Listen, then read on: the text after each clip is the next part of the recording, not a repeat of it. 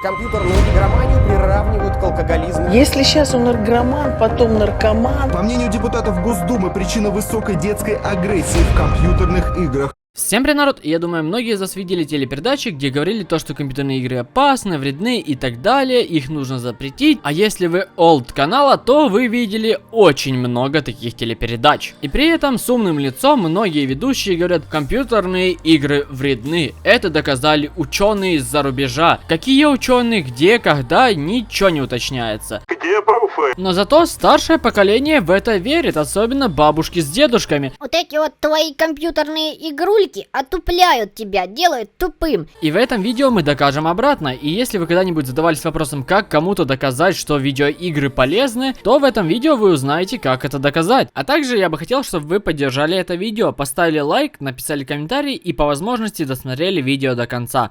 Буду очень благодарен. Телевидение снимает очень много различных репортажей о всякой херне, которая никому не нужна, но не было ни единого репортажа о том, что компьютерные игры полезны и, может, они даже спасают жизни людей. Никто никогда не упоминал статьи, исследования, книги о том, что компьютерные игры могут быть полезны. Если по телевидению снимают репортаж про видеоигры, то, скорее всего, он негативный. Поэтому сегодня мы разглянем некоторые статьи, книги, исследования о том, что компьютерные игры полезны. И начнем мы с простого. Обычная книга по информатике. Да, там тоже иногда описывают, насколько полезные могут быть видеоигры. Эту книгу можно найти в интернете или купить за 45 гривен. И тут возникает вопрос, либо купить эту книгу, либо... За 40 гривен штаны. Ну так вот, открываем раздел про видеоигры и сразу же нас встречает текст.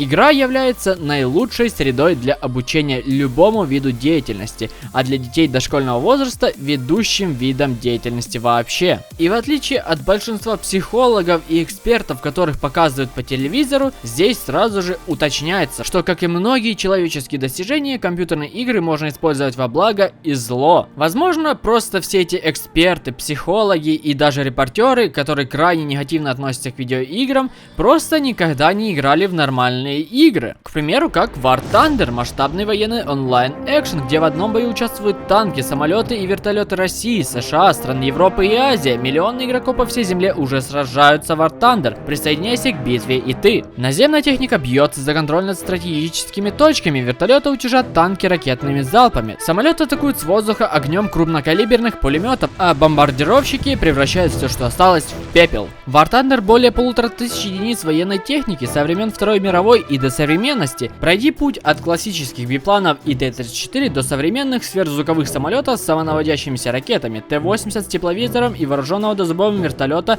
«Черная акула». Улучшай технику дополнительными модулями, прокачивая экипаж и настраивая внешний вид. Передовая графика, разрушаемость и реалистичный звук обеспечат максимальное погружение в атмосферу войны. Качай War Thunder бесплатно по ссылке в описании и получай бонусы для легкой победы. В любом случае, давайте вернемся к этой книге, а точнее к учебнику. И самой интересной для нас частью является то, где написано, что компьютерные игры ориентированы на развитие у игроков определенных знаний, навыков и способностей. И как правило, в компьютерных играх от игрока требуется владение средствами управления, быстрота и точность манипуляций, быстрая и правильная реакция на происходящие события, чувство времени, умение выдерживать заданные временные интервалы, способность следить за несколькими объектами одновременно, знание географии игрового поля, законов игрового мира, знание конкретной предметной области, которая моделируется в игре, умение искать закономерности, умение предугадывать действия противника, знание алгоритма и стратегии выигрыша, способность к быстрому и максимально полному перебору основных вариантов, память на текущие события, использование прошлого опыта, что происходило в предыдущих сеансах игры, способность интенсивно работать в течение всего сеанса игры. Как мы видим, играть в видеоигры — это не тупо нажимать на кнопки на клавиатуре. Любая игра требует от игрока все равно определенных знаний, навыков или способностей, как и написано, и это действительно правда. Вот, можете использовать этот список, чтобы доказать кому-то, что от игр есть польза, улучшается реакция, и причем любой ее вид, не только когда тебе нужно рукой быстро дернуть, но еще тебе нужно сориентироваться, успеть осознать, что произошло, и предпринять определенные действия. И причем ты должен выбрать действие, которое принесет тебе победу или максимально большую выгоду. То есть ты должен выбрать правильное действие. действия. Или пункт чувства времени, умение выдерживать заданные временные интервалы. К примеру, задания с ограниченным временем, это довольно-таки часто встречается в играх. Развивается способность следить за несколькими объектами одновременно, к примеру, когда много противников, или тебе нужно смотреть и на миникарту, и еще выполнять какие-то другие действия. В любом случае, просто используйте список, чтобы приводить примеры, как это делаю сейчас я. Знание алгоритма и стратегии выигрыша. Вот, игры развивают логику и стратегическое мышление. В одиночных играх ты ищешь алгоритмы, как победить, а в многопользовательских, таких как КС или любая другая игра, ты выбираешь стратегию, как лучше себя вести, как вести твоим тиммейтам, чтобы вы одержали победу. И это я привел только пару примеров, которые мне пришли в голову. Если вы можете составить какой-то пример к одному из этих пунктов, то напишите в комментариях. Мне самому будет интересно почитать, или возможно вы кому-то сможете помочь доказать, что компьютерные игры полезны. Поэтому пишите в комментариях, чем полезны видеоигры, или можете написать, каким образом они развивают стратегическое мышление, логику, реакцию и так далее. И чтобы вам было проще, тут даже есть список категорий, к которым можно отнести игры. Игры на мастерство, азартные игры, логические игры и обучающие игры. К примеру, игру Witness можно отнести к логическим играм. А к примеру, помните миссию с вертолетиком из GTA? Думаю, ее можно отнести в категорию игры на мастерство. Или книга Super Better, которую можно купить за 102 гривни. Это реально штаны можно купить за 100 гривен. Но в любом случае в этой книге геймдизайнер Джей МакГонигал утверждает, что компьютерные игры делают нас сильнее. Книга о том, как перенести лучшие игровые качества в реальную жизнь. И вот пару строк из этой книги. Все жанры видеоигр способствуют креативности. Дети, которые тратили больше времени на игры, включая игры со сценами насилия, получали более высокие баллы при проверке уровня креативности через рассказывание историй, рисование и решение задач. Стоит отметить, что серьезных научных доказательств когнитивных преимуществ традиционных развлекательных видеоигр значительно больше, чем так называемых игр, тренирующих мозг, которые продаются как игры,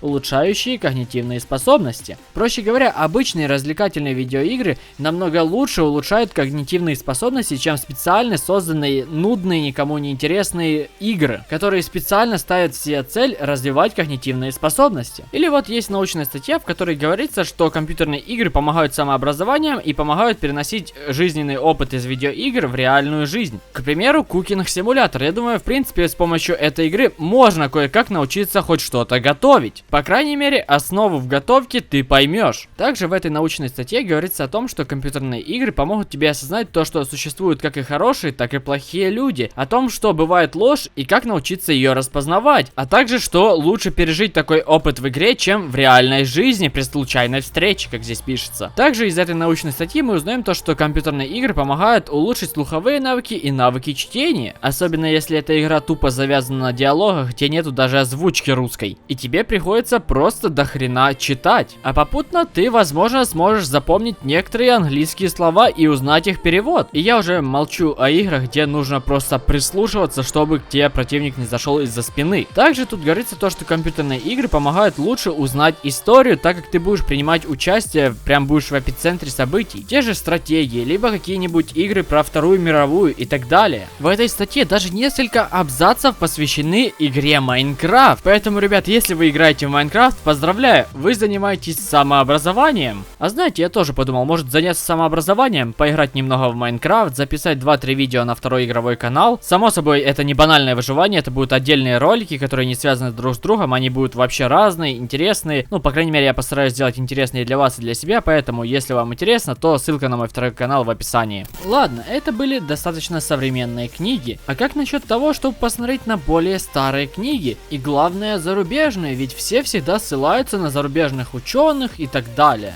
Книга 1998 года, и называется она The Effect of Video Games on Children, то есть эффект видеоигр на детей. У этой книги даже нету электронной версии, но зато есть сканированные копии, и их мы как раз таки посмотрим. И знаете, что в 98-м писали? Они писали, что появляется очень много материала и информации о том, что видеоигры приносят реальную пользу для людей. А если быть точнее, они имеют в виду психологическую составляющую, то есть видеоигры хорошо сказываются на психическом состоянии. Проще говоря, аж в 98 году уже доказали то, что видеоигры могут приносить пользу и они не вредны, но до сих пор почему-то все везде пишут только о вреде. А все то, где пишут о том, что видеоигры полезны и так далее, это просто игнорируется. А помните того неадекватного Сашко Геймера?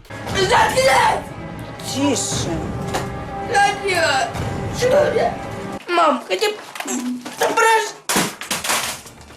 Все? Который, кстати говоря, вроде бы признался, что это все было постанова. Ну так вот, после этой телепередачи это подхватили и другие телеканалы, и другие СМИ, и даже YouTube взорвался просто от этого. Кучу статей о том, что видеоигры опасны, они разрушают семейную жизнь или еще что-то. Короче, что только не говорили про видеоигры. Но знаете, что пишут в этой книге? А пишут, что было проведено несколько исследований, и причем это было аж в 80-х. Из первого исследования мы узнаем то, что в 80-х семьи считали видеоигры довольно-таки хорошей вещью, наоборот положительной, что видеоигры способствуют семейному взаимодействию, создавая ситуации для сотрудничества между членами семьи. И также в этом исследовании подтвердили, что нету никаких оснований, фактов и так далее, что видеоигры создадут поколение одиноких и замкнутых детей, у которых нет других интересов. Следующее исследование подтвердило то, что видеоигры никак не влияют на досуг детей. Типа школьную работу и контакты со сверстниками, все это осталось. То есть даже не изменилась их регулярность. То есть как он гулял там каждый день, он так и гуляет.